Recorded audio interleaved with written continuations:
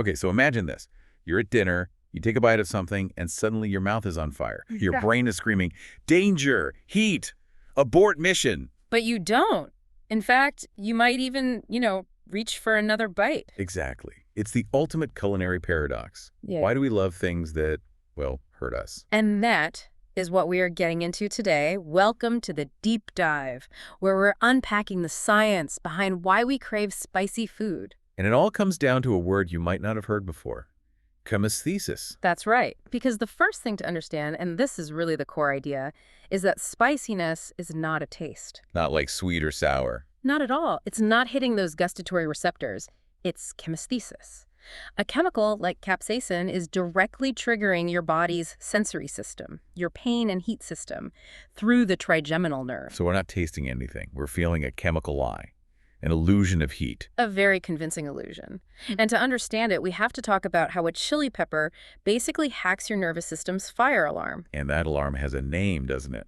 It does. The target is a protein channel called the transient receptor potential vanilloid 1, or TRPV1 for short. PLPV1. And what's its day job when it's not being cooled by a jalapeno? Its day job is to protect you. It's a sensor on your neurons designed to detect actual physical danger. So we're talking about things like intense heat, anything over 43 degrees Celsius. About 109 Fahrenheit. Exactly. Or, very low pH, like high acidity.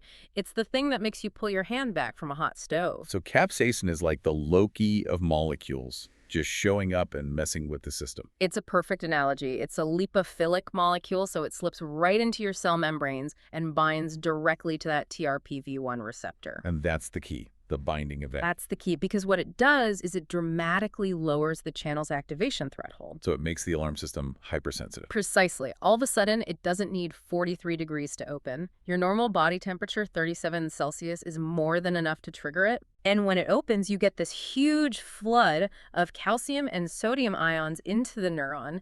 It sends an action potential screaming up to your brain that says, quite literally, I am burning. Which explains why drinking water is so useless. Oh, totally useless. Capsaicin is fat-soluble, not water-soluble. Water just spreads it around. It's like trying to put out a grease fire with, well, water. You need milk, you need fat, something to actually dissolve the capsaicin and pull it off the receptor. That clicks. So to really get a handle on this, we need to talk about scale. How do we even measure this sensation? Well, we use the Scoville scale, which measures the concentration of these capsaicinoid compounds. Pure capsaicin itself is the benchmark, and it clocks in at 16 million Scoville heat units. 16 million. That's just a number that's hard to even imagine. It is. But here's the wow fact that really puts it in perspective. There's a compound from a cactus-like plant called resinifera toxin. Okay.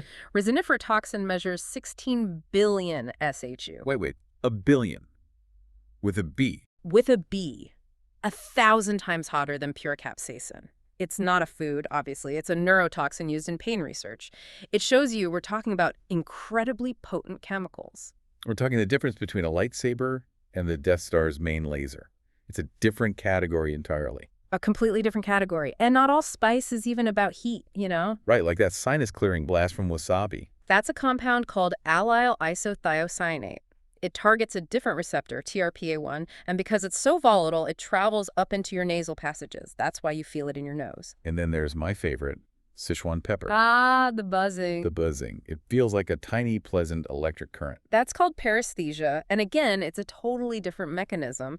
The molecule, hydroxyalpha-sanchol, actually inhibits certain potassium channels and excites other neurons to create that unique, numbing, tingling, vibrational feeling. So many different ways to trick the nervous system. And we used to measure all this with, a taste test. The Scoville organoleptic test, from 1912. It was incredibly subjective. You just diluted a sample in sugar water until a panel of tasters couldn't feel the heat anymore. I can't imagine being on that panel. Well, now we use high-performance liquid chromatography, HPLC. It's an objective chemical analysis that measures parts per million. Much more reliable. So we know how it works, but let's get into the why. Why did the plant even develop this weapon in the first place? It's a brilliant evolutionary strategy called directed deterrence. The chili plant is being very picky about who spreads its seeds. It's filtering its customers. Perfectly put. Mammals, like us, have sensitive TRPV1 receptors, and crucially, we have molars that crush seeds, destroying them. So the capsaicin is there to tell us, don't eat this. But birds are the intended target. Exactly. The avian TRPV1 receptor is structurally different. It's just not sensitive to capsaicin. So birds can eat the fruit, swallow the seeds whole, fly off, and deposit them elsewhere, perfectly intact. It's a bio-targeted delivery system. It's genius. It really is. Which brings us to the human question. If it's designed to keep mammals away, why did we lean into it so hard, especially in hotter climates? Well, this is the Darwinian gastronomy hypothesis. It comes from a huge 1998 study by Sherman and Billing. They looked at over 4,500 recipes from 36 countries. And what did they find in all that data? A really strong correlation. The hotter the average climate of a region, the more spices were used in its traditional cuisine. So it's not about the flavor initially. It's about food safety. It's about survival. Before refrigeration, food spoilage was a massive problem, especially in hot, humid places. They found that spices like chilies, garlic, and onion inhibited the growth of a huge percentage of common foodborne bacteria. So spicy recipes were basically a cultural adaptation, an antibiotic you could cook with. That's the theory. It explains why cuisines from places like India, Mexico, or Thailand are so famously spicy compared to, say, Scandinavian food. And then this adaptation went global pretty fast. Very fast. After the Columbian Exchange, Portuguese traders took chilies to places like Goa in India and West Africa in the 16th century. It exploded in popularity because it was a cheap, easy-to-grow alternative to incredibly expensive black pepper. And that brings us to today, where we're not fighting bacteria so much as, boredom?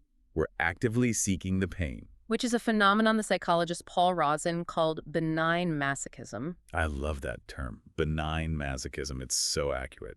It's the idea that you can enjoy a negative sensation as long as your conscious mind knows there's no real danger. The chili triggers a full-on fight-or-flight response. Yeah. Your heart pounds, you sweat, endorphins rush. But you know you're safe. It's the thrill of a roller coaster. You get the rush without the risk. Exactly, and the research backs this up. People who score high on sensation-seeking personality tests consistently show a preference for spicier foods. They enjoy pushing that biological boundary. That makes so much sense. Now, before we get to the health stuff, let's talk about tolerance. Because anyone who eats a lot of spicy food knows you get used to it. Right, that's a process called tachyphylaxis. It's basically receptor fatigue. So you're just wearing out the alarm system. You are. That constant flood of calcium from the activated TRPV1 channels triggers an enzyme called calcineurin, which then goes and basically turns down the sensitivity of the TRPV1 channel itself. It's a protective mechanism. And that's actually used in medicine, isn't it? It is. High-dose capsaicin patches, like Quitenza, are used for neuropathic pain. They cause an intense initial burn, but the result is a long-term desensitization of the pain-sensing nerve endings in that area. Turning the pain into the cure, that's incredible. Okay, so let's hit the big one from the sources. The longevity paradox. Is eating spicy food actually good for you in the long run? The epidemiological evidence is surprisingly strong. The key study here is the China Kadoorie Biobank study published in the BMJ in 2015. They looked at nearly 500,000 people. 500,000, that's a massive sample size. It is, and the headline finding was that people who ate spicy foods 6 or 7 days a week had a 14% lower risk of total mortality compared to people who ate it less than once a week. 14%. That is not a small number. It's significant. Now, it's important to note the benefit kind of plateaued. You got the main effect at daily consumption. More than that didn't really add much. And there was a catch with alcohol, too. A big one. The protective effect was much, much stronger in people who did not drink alcohol. It seems the combined stress might cancel out the benefits. So what's actually going on inside the body? What are these metabolic wins? There are a few things. First, capsaicin activates brown adipose tissue, which is the good fat that burns energy. It increases thermogenesis and helps with lipid oxidation.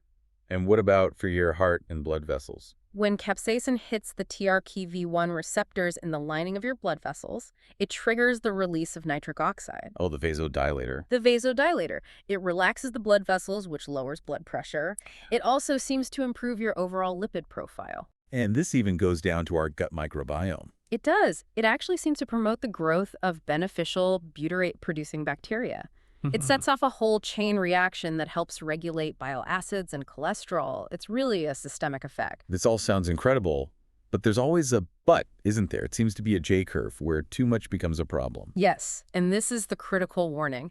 A 2019 study of about 4,500 adults found a pretty concerning link. What was it? It found that very high chili intake, and they defined this as 50 grams or more per day. That's a lot of chili. It's a lot. That level of intake was associated with double the risk of self-reported memory decline. Double the risk. Wow. And it was worse for certain people. Yes, the effect was more pronounced in leaner individuals, people with a low BMI. The thinking is that chronic high-dose overstimulation of these receptors might lead to a kind of neuroinflammation or excitotoxicity. The takeaway is moderation. Frequent, but not extreme. And we should also clarify the cancer link, because that comes up. The old association with gastric cancer seems to be due to the high salt and nitrosamines in pickled or preserved chilies, not the capsaicin. In fact, fresh chili consumption is actually associated with a lower risk of certain cancers, like esophageal. And just to bust one more myth, spicy food does not cause ulcers. It does not. That's H. pylori bacteria or NSAIDs. But it absolutely can exacerbate things like GERD or IBS. And yes, it can cause what's politely termed pruritus ani on the way out. A full circle journey for the capsaicin molecule. Okay, this has been an amazing deep dive, so let's boil it down for you, the listener. What are the key takeaways? Number one, spiciness is not a flavor, it's a feeling. It's chemesthesis, a chemical trick played on your body's heat and pain receptor, TRPV1. Second, we started eating it for survival. It was an antimicrobial that kept our food from spoiling, and later a cheap substitute for black pepper. It's a cultural adaptation. And third, and this is the most important one, understand the J-curve. Moderate habitual consumption of fresh chilies is linked to a major reduction in mortality risk. But excessive daily intake, 50 grams or more, might carry a cognitive risk. It's just this incredible story of how we took a plant's defense mechanism, a pain signal, and turned it into a global culinary staple and, weirdly, a health benefit. It really is. It shows this amazing human ability to find pleasure and even advantage in an experience that was biologically designed to be a warning. So, based on that theory of benign masochism, here's the final thought I want to leave you with. If we go looking for safe pain in our food, where else in our lives are we intentionally flirting with that feeling of danger in what we watch, what we do, just to feel the rush of overcoming it? Something to think about. Thank you for joining us for the deep dive. If you enjoyed this journey, make sure you subscribe and follow so you don't miss our next one.